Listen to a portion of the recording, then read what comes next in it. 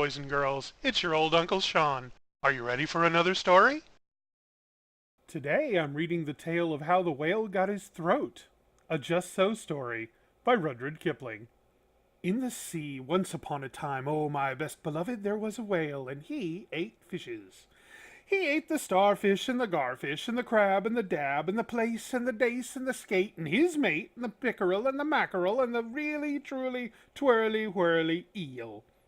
All of the fishes he could find in the sea he ate with his mouth, so, till at last there was one small fish only left in all the sea, and he was the small 'stute fish, and he swam a little behind the whale's right ear so as to be out of harm's way.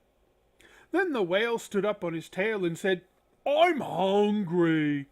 And the small 'stute fish said in a small 'stute voice, "Noble and generous cetacean, have you ever tasted man?" "No," said the whale. "What's it like?" "Nice," said the small 'stute fish. "Nice but nubbly." "Then fetch me some," said the whale, and he made the sea froth up with his tail.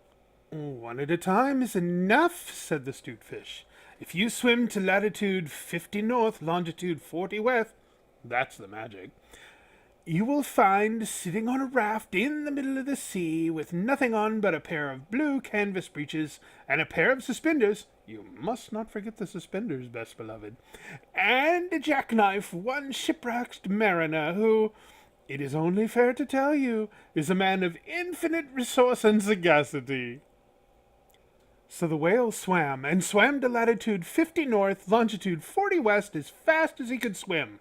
And on that raft in the middle of the sea, with nothing on but a pair of blue canvas breeches and a pair of suspenders, you must particularly remember the suspenders, best beloved, and a jackknife, he found one single solitary shipwrecked mariner trailing his toes in the water. He had his mummy's leave to paddle, or else he never would have done it, because he was a man of infinite resource and sagacity.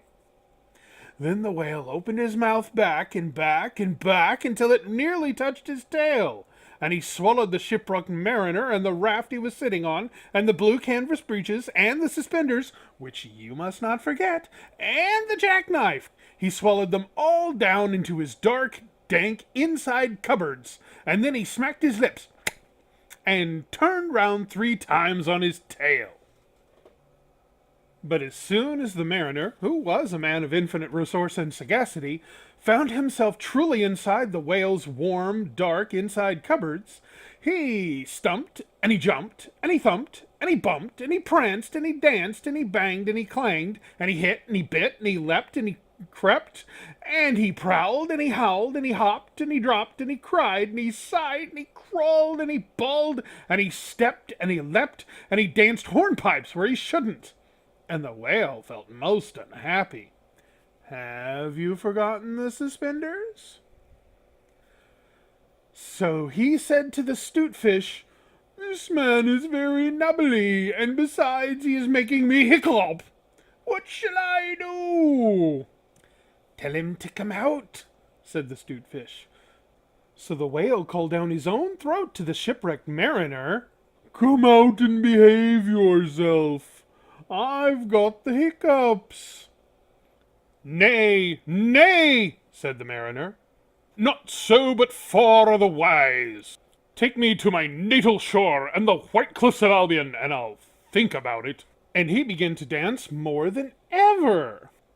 "You had better take him home," said the 'stute fish to the whale. "I ought to have warned you that he is a man of infinite resource and sagacity." So the whale swam and swam and swam with both flippers and his tail as hard as he could for the hiccups, and at last he saw the mariner's natal shore and the white cliffs of Albion, and he rushed halfway up the beach and opened his mouth wide and wide and wide and said, "Change here for Winchester, Ushalot, Nashua, Keene, and the stations of the Fitchburg Road." And just as he said, "Fitch," the mariner walked out of his mouth. And while the whale had been swimming, the mariner, who was indeed a person of infinite resource and sagacity, had taken his jackknife and cut up the raft into a little square grating all running crisscross, and had tied it firm with his suspenders, Now you know why you were not supposed to forget the suspenders. And he dragged the grating good and tight into the whale's throat, and there it stuck. Then he recited the following sloka, which, as you have not heard it, I will now proceed to relate. By means of this grating I have stopped your eating. For the mariner was also a Hibernian, and he stepped out onto the shingle and went home to his mother, who had given him leave to trail his toes in the water, and he married, and he lived happily ever after. So did the whale. But from that day on, the grating in his throat, which he could neither cough up nor swallow down, prevented him from eating anything except very, very small fish. And that is the reason whales nowadays never eat men, or boys, or little girls. The small 'stute fish went and hid himself in the mud under the doorsills of the equator.